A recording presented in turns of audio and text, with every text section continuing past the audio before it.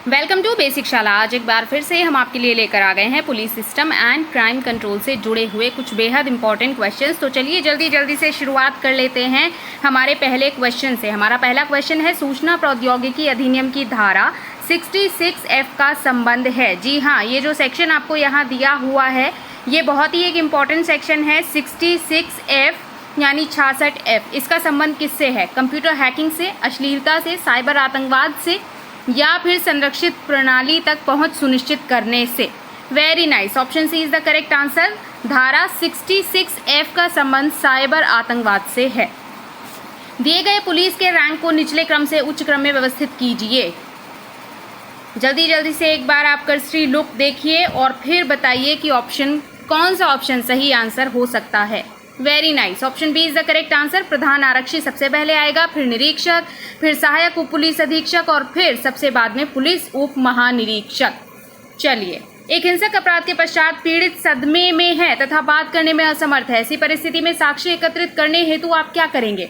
जो हमारा पीड़ित है वो ट्रॉमेटाइज हो गया है, ट्रॉमा में है, कुछ भी बोल पाने की स्थिति में नहीं है। बहुत सारी सिचुएशंस ऐसी होती हैं, या तो उसने किसी का मर्डर देख लिया है आंखों से, या फिर वो छोटा बच्चा है, या फिर वो रेप विक्टिम है। तो इन सारी ही सिचुएशंस में वो ट्रॉमेटाइज हो सकता है। उस सिचुएशन में अगर आपको सबूत इकट्ठे करने हैं, आपको एविडेंस कलेक्ट करने हैं, तो आपको क्या करना चाहिए या फिर आप क्या कर सकते हैं? घटनास्थल के आसपास सीसीटीवी फुटेज की जांच करेंगे, फॉरेंसिक साक्ष्य एकत्र करेंगे, पीड़ित के परिवार के सदस्यों से पूछताछ करेंगे, या फिर ये सारे ही चीजें आप करेंगे। Very nice, option D is the correct answer. ये सारे ही ऑप्शंस हम करेंगे। नेक्स्ट है, एक हिंदू व्यक्ति ने दूसरे व्यक्ति पर धर्मांतरण का आरोप थाने पर आकर लगाया है। पुलिसकर्मी को इस मामले में क्या करना चाहिए? क्या धर्मांतरण का आरोप लगाने वाले व्यक्ति को एडवाइस करना चाहिए कि वो अपना मामला वापस ले ले? बिल्कुल भी नहीं। दोनों व्यक्तियों में सुलह कराने का प्रयास करना चाहिए, ये हम साइड पे रख देते हैं अभी। बिना किसी सबूत के धर्मांतरण का आरोप लगाने वाले व्यक्ति को अरेस्ट कर लेना चाहिए? बिल्कुल नहीं। बिना किसी सबूत के हमें कोई एक्शन नहीं लेना चाहिए एज अ पुलिस ऑफिसर। दोनों पक्षों के बयान को दर्ज करना चाहिए तथा साक्ष्य के आधार पर निष्पक्ष होकर कार्यवाही करनी चाहिए। बिल्कुल, अगर एलिगेशंस लगाए जा रहे हैं तो हमें ये नहीं कि एक ही पक्ष की हमने दलील सुनी और दूसरे को जाके अरेस्ट कर लिया। नहीं, हमें दोनों पक्षों की दलीलें सुननी है और उसके बाद निष्पक्ष रूप से कार्यवाही करनी है। इस तरह ऑप्शन डी हमारा करेक्ट आंसर हो गया। एक महिला किसी धार्मिक गुरु पर यौन उत्पीड़न की रिपोर्ट लिखाने आती है। इस मामले की प्राथमिकी यानी कि FIR दर्ज करते समय पुलिस को क्या सतर्कता बरतनी चाहिए? क्या महिला पर धर्मगुरु के साथ समझौता करने हेतु दबाव बनाना चाहिए? बिल्कुल नहीं। इस तरह से तो गलत एग्जाम्पल सेट हो जाएगा और ये चीजें समाज में बढ़ेंगी। महिला को समझाना चाहिए कि ऐसा करने पर समाज में तुम्हारी बदनामी होगी, ये भी बिल्कुल हमें नहीं करना चाहिए। महिला के धर्म और धर्मगुरु के धर्म तो अलग नहीं है, उस पर सतर्क रहना चाहिए कि क्या जो महिला है उसका धर्म अलग तो नहीं है उस व्यक्ति से जिस पर की वो एलिगेशंस लगा रही है। मामले की गंभीरता पर सतर्क रहते हुए FIR दर्ज कर उचित कार्यवाही करनी चाहिए। बिल्कुल, देखिए ये जो मुद्दा है, ये जो केस है, बहुत सेंसिटिव इशू है, तो हमें गंभीरता पर पूरी चेतावनी से, पूरी सतर्कता के साथ FIR रिपोर्ट करके उचित कार्यवाही करनी चाहिए। इस तरह ऑप्शन डी हमारा करेक्ट आंसर हो जाएगा। आप अपराध विभाग के अधिकारी हैं, आपको खबर मिलती है कि कुछ युवा रात के समय सार्वजनिक पार्क में नशीला पदार्थ बेच रहे हैं। आप क्या करेंगे? उन युवाओं के बारे में जानकारी कलेक्ट करके उनके माता पिता को दे देंगे, जिससे कि भविष्य में दोबारा पकड़े जाने पर कार्यवाही की चेतावनी देंगे। उन युवाओं की जानकारी प्राप्त करेंगे तथा उनके घर से गिरफ्तार करेंगे। मामले को नजरअंदाज कर देंगे या फिर नशीले पदार्थों की बिक्री के व्यवसाय में अधिक जानकारी प्राप्त करेंगे तथा अपनी टीम के साथ उन्हें रंगे हाथ पकड़ेंगे।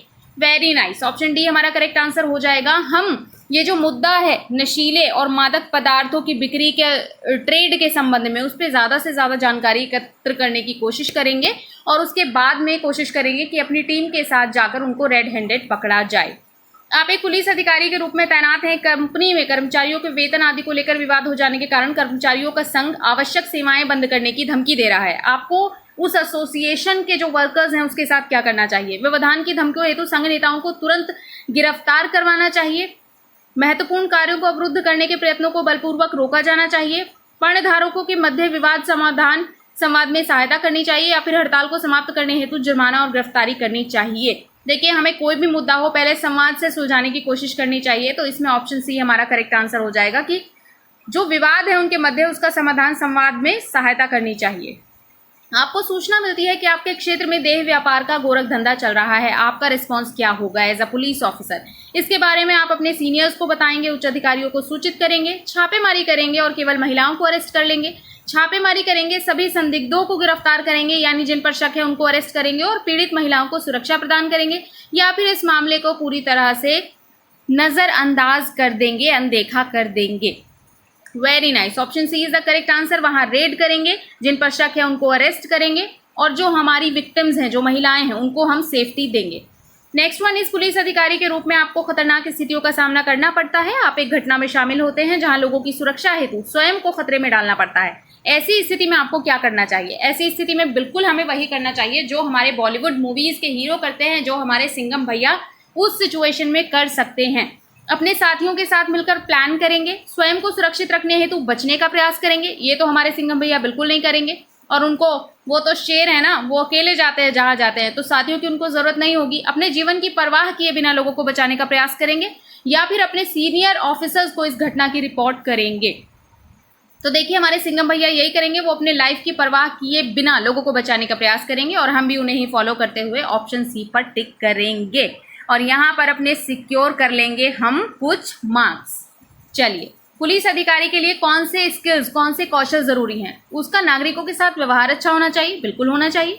विपरीत परिस्थितियों में भी धैर्य बनाए रखना चाहिए, बिल्कुल बनाए रखना चाहिए, क्योंकि एज अ पुलिस ऑफिसर हमारे सामने बहुत सारी ऐसी सिचुएशंस आती हैं जो विपरीत होती हैं हमारे, लेकिन हमें वहां भी पेशेंस के साथ काम करना है। आपातकालीन प्रबंधन की क्षमता होनी चाहिए। एज अ पुलिस ऑफिसर हमारे सामने बहुत सारी इमरजेंसी सिचुएशंस आती हैं, चाहे वो कहीं आग लगने की समस्या हो, चाहे फिर वो हमारे सामने किसी एक्सीडेंट की समस्या हो, या फिर कोई डिजास्टर हो गया हो। सारी ही चीज़ों में हमें पुलिस की हेल्प लगती है, पुलिस की ज़रूरत होती है। तो जो इमरजेंसी सिचुएशंस हैं उनको मैनेज करने की जो कैपेसिटी है, जो एबिलिटी है, वो हमारे अंदर होनी चाहिए, ये स्किल भी होनी चाहिए, या फिर ये सारे ही स्किल्स हमारे अंदर होने चाहिए। तो देखिए, मोस्ट अप्रोप्रिएट आंसर हमारा डी हो जाएगा। ये सारे ही स्किल्स एक पुलिस अधिकारी के अंदर होने चाहिए। नेक्स्ट वन इज, संगठित अपराधों के खिलाफ एक जोखिम वाले ऑपरेशन के बीच आपको पता चलता है कि आपकी बेटी को डेंगू हो गया है, जिसमें उसकी लाइफ को खतरा है, तो आपको क्या करना चाहिए? यह आशा करते हुए कि परिवार वाले उपचार का कार्य संभाल लेंगे, अपना ध्यान ऑपरेशन पर फोकस रखना चाहिए। ऑपरेशन के कुछ नियोजन क्षेत्रों को रणनीतिक रूप से सौंपना चाहिए। बेटी के उपचार हेतु परिचालन नेतृत्व को अस्थायी रूप से स्थगित कर देना चाहिए, या फिर ऑपरेशन पूरा होने तक टीम को इस समाचार को नहीं बताना चाहिए। आप किसी ऑपरेशन पे हो और बीच में ये खबर आ जाती है कि आपकी बेटी के लाइफ को भी खतरा हो सकता है, डेंगू इतनी क्रिटिकल सीवियर कंडीशन में पहुंच गया है। Very nice. अभी हमने पढ़ा कि एक पुलिस वाले में क्या होना जरूरी है? धैर्य का होना जरूरी है, पेशेंस का होना जरूरी है। तो यहाँ पर हम उसी धैर्य को अप्लाई करते हुए यह आशा करेंगे कि हमारी जो फैमिली है उसे रेमेडी दे देगी, उसको हॉस्पिटलाइज कर देगी, उसको ट्रीटमेंट दे देगी, और आप अपना ध्यान पूरी तरह से ऑपरेशन पर फोकस्ड रखेंगे। इस तरह ऑप्शन ए हमारा करेक्ट आंसर हो जाएगा। तो ये था हमारा आज का सेशन। उम्मीद है कि आपको सेशन पसंद आया होगा। अगर पसंद आया हो तो please like, share and subscribe कीजिए बेसिक शाला, जिससे कि हम आपके लिए और ज़्यादा इन्फॉर्मेटिव वीडियोस लेकर आते रहें। तब तक के लिए आप कहीं जाइएगा मत, बने रहिए हमारे साथ, देखते रहिए बेसिक।